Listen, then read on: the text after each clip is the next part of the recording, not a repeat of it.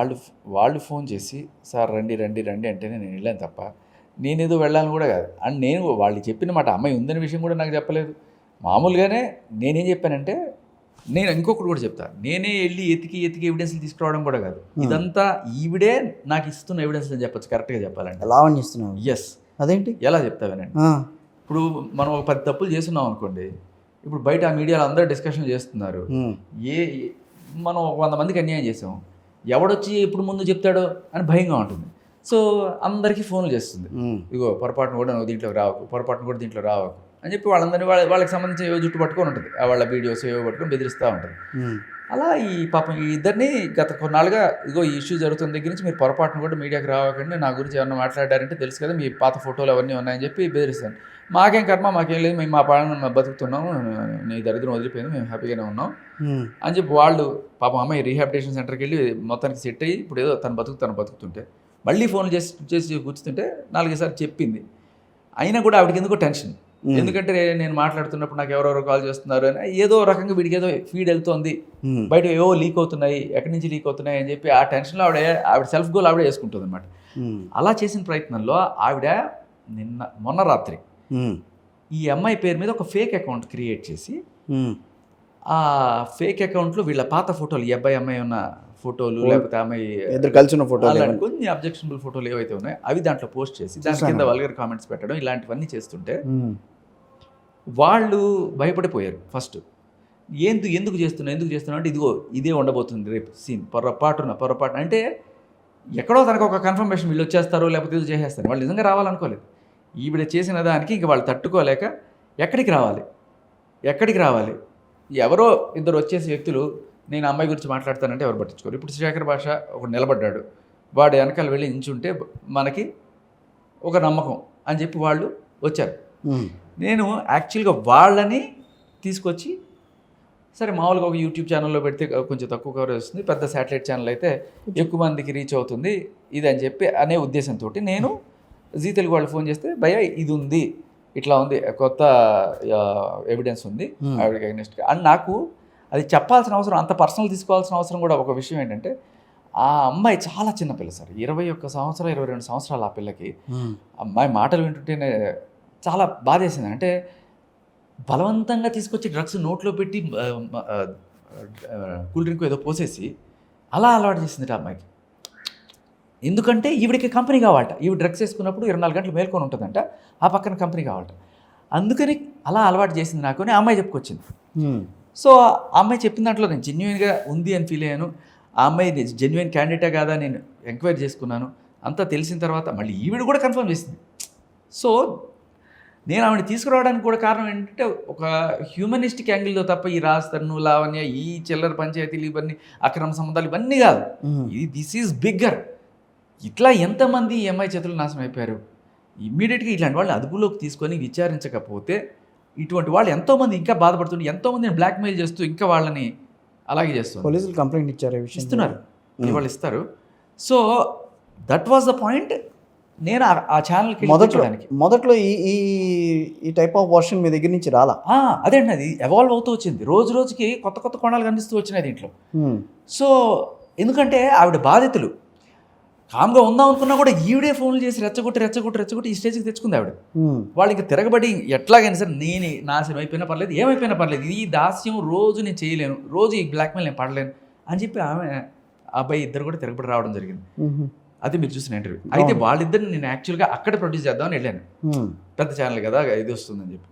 కాకపోతే వాళ్ళకి అది అవసరం లేదు, చిల్లర పంచాయతీ చెప్పులు సెరేసుకోవడాలు ఇంత జరిగిన డిస్కషన్లో సార్ నేను అడిగేది ఒకటే, విజ్ఞత కలిగిన ఛానలు చెప్పుతో కొట్టిన లావణ్య చేయి చేసుకుని శేఖర్ భాష, ఇదే సార్ ఫైనల్గా జనాలకు కావాల్సిన పాయింట్. జనాలకు కావాల్సిన ఏంటంటే గుండెలు బాదుకోవాలి, చొక్కాలు చించుకోవాలి, ఇలా అనిస్తే టీఆర్పీ.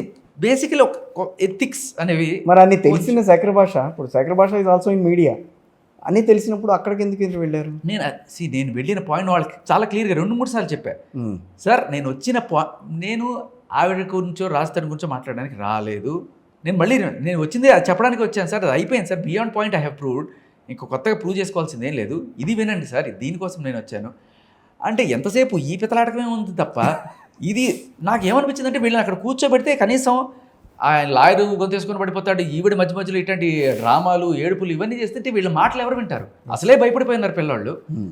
నేను ఇంకా I decided not to produce there. ఎందుకంటే వీళ్ళ వాయిస్ వినే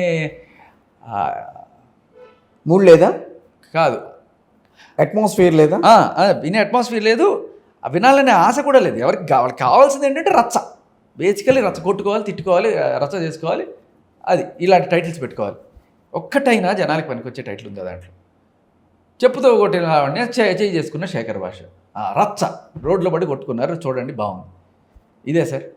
ఆయన వచ్చి మాట్లాడతారు. ఆయన ఏం మాట్లాడతారు అంటే, ఇప్పుడు అంత లాయరు, అంత చదువుకున్న ఆయన నిజంగానే ఉంటే నేనేమి అన్పార్లమెంటరీ లాంగ్వేజ్ మాట్లాడలేదు. నేను క్లియర్ కట్గా పాయింట్ అడుగుతున్నాను. ఉంటే సమాధానం చెప్పాలి, లేకపోతే లేదని చెప్పాలి. ఆయన నోటికి వచ్చిన బూతులన్నీ మాట్లాడుతున్నాడు. ఎందుకు? డైవర్ట్ చేయడానికి. ఎందుకంటే నేను అమ్మాయికి అప్పటితో ఫోన్లో మాట్లాడించాను, రైట్? అప్పటికే ఫోన్లో మాట్లాడించాను. ఆ ఫోన్ కూడా సగం కాలే, ఇంకా ఈ లోపల మీద పడిపోయారు. అమ్మాయి పూర్తిగా అమ్మాయి బాధ కూడా చెప్పుకోవడం అట్లా వీళ్ళు. మీకు అర్థమవుతుందా? నేను ఫస్ట్ నుంచి చేస్తున్న పని అదే సార్. కాకపోతే కొంతమంది మీడియాకి ఇది రప్చర్ కావాలి, గొడవ కావాలి, గొడవలో నుంచి టీఆర్పీలు పుట్టాలి, హెడ్డింగ్లు పెట్టుకోవాలి, పారిపోయిన శేఖర్ భాష, లేకపోతే కొట్టుకున్నవి, ఇలాంటి. బట్ పాయింట్ అవసరం లేదా?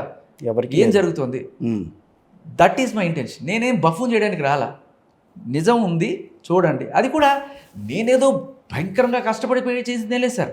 ఒకసారి నేను నిలబడ్డాక వచ్చేసారు పొలం మంది, ఎవరు బొంబాట్. ఎంతమంది మీతో జాయిన్ అయ్యారు?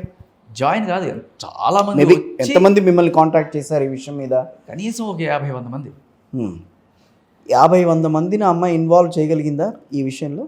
సార్ ఫ్రెండ్స్ ఆఫ్ ఫ్రెండ్స్ ఇలా. అయ్యో 50-100 మంది చాలా తక్కువ సార్, చాలా తక్కువ. నేను చెప్తున్నాను కదా, వాళ్ళు చెప్పి. Can you stick on to this word that 50 to 100 members? I can't. Beyond that and also? ఎందుకంటే ఎందుకు నేను స్టిక్ ఆన్ కాలేకపోతే, వీళ్ళందరూ నన్ను కాళ్ళు ఎరగొట్టి పరిగెత్తమంటారు. మీరు రావు సార్, మీరు చెప్పండి, ఇదిగో ఇన్ఫర్మేషన్ సార్, ఇస్నాపూర్ రండి సార్, మీకు అసలు విషయం చూపిస్తాను అని చెప్పి ఒక అతను తీసుకెళ్ళాడు. ఇదిగోండి సార్, ఆ అపార్ట్మెంట్ కనబడుతుంది, ఈ అపార్ట్మెంట్, ఈ అమ్మాయి ఇట్లాగే ఇక్కడ పొలిటీషియన్ని బ్లాక్మెయిల్ చేసి అతనితో పెళ్ళైన అతనితో రిలేషన్ పెట్టుకొని తర్వాత కడుపు వచ్చిందనో ఇంకోటి ఏదో చెప్పించి డ్రామాలాడి నేను మీడియాకి వెళ్తానని చెప్పి బెదిరించి అతని దగ్గర నుంచి ఆ ఇల్లు రాయిపించుకుంది. అట్లాగే ఆవిడ లండన్ చదువుకోవడానికి ఆ ఖర్చులన్నిటి కూడా ఆయనతోనే పెట్టించుకుంది సార్ అని చెప్పి ఆ ఇల్లు చూపించాడు ఒక ఆయన. సరే మీరు చెప్తారా ఆ మీడియా ముందంటే, అమ్మమ్మ నేను చెప్పను, మీరు కావాలంటే పోయి చెక్ చేసుకోండి రికార్డ్స్లో, ఈ మున్సిపల్ రికార్డ్స్లో ఉంటుంది కదా, ఎవరి పేరు మీద నుంచి ఎవరి పేరు మీదకి మారింది, తర్వాత ఎవరికి అమ్మేశారు అనేది మీకు కనబడుతుంది. వాళ్ళ నాన్న పేరు మీదకి ట్రాన్స్ఫర్ చేశారు, చూడండి ఎవరి పేరు నుంచి వచ్చిందనేది. సో ఇలాంటివి ఇలాగా చాలామంది. ఎందుకంటే మీరు అడిగారు కాబట్టి నేను ఒక మాట చెప్పాను, కానీ 50-100 అని ఎందుకు చెప్తాను అంటే, ఇవన్నీ కూడా నేను బయట పెట్టడానికి నా ఎథిక్స్ ఒప్పుకో ఫస్ట్ నుంచి.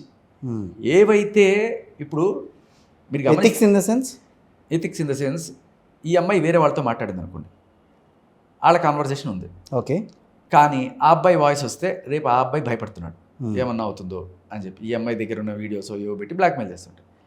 నేనేం పోస్ట్ చేశాను, ఓన్లీ మస్తాన్ సాయి ఈవిడ ఉన్న మాటలు మాత్రమే నేను తీసుకొచ్చాను. ఎందుకంటే దానివల్ల ఎవరికి హాని లేదు అండ్ వాళ్ళ క్లియర్గా ఉన్న ఇది బయటపడుతుంది. లిటరలీ ఆవిడ రాజ్ తరుణ్ గురించి ఎంత దారుణంగా బిహేవ్ చేస్తుంది, ఇవన్నీ కూడా ఈవిడే మళ్ళీ వేరే వాళ్ళు ఇద్దరు మాట్లాడుకునే కాన్వర్సేషన్ కాదు, ఈవిడ వేరే వాళ్ళతో మాట్లాడిన కాల్ రికార్డింగ్స్ కూడా మనకి అందుబాటులో ఉన్నాయి. But they don't want to come on air. కానీ నేను ఇలాంటివి నేను చెప్తున్నప్పుడు ఆవిడ టెన్షన్ పడిపోతుంటుంది, అమ్మో ఎవడు వాడా వీడా అని చెప్పి వాళ్ళకి ఫోన్ చేసి వీళ్ళకి ఫోన్ చేసి వాళ్ళ బెదిరించి ఫైనల్గా వాళ్ళే వచ్చేటి ఆవిడే చేసుకుంటుంది. ఓకే.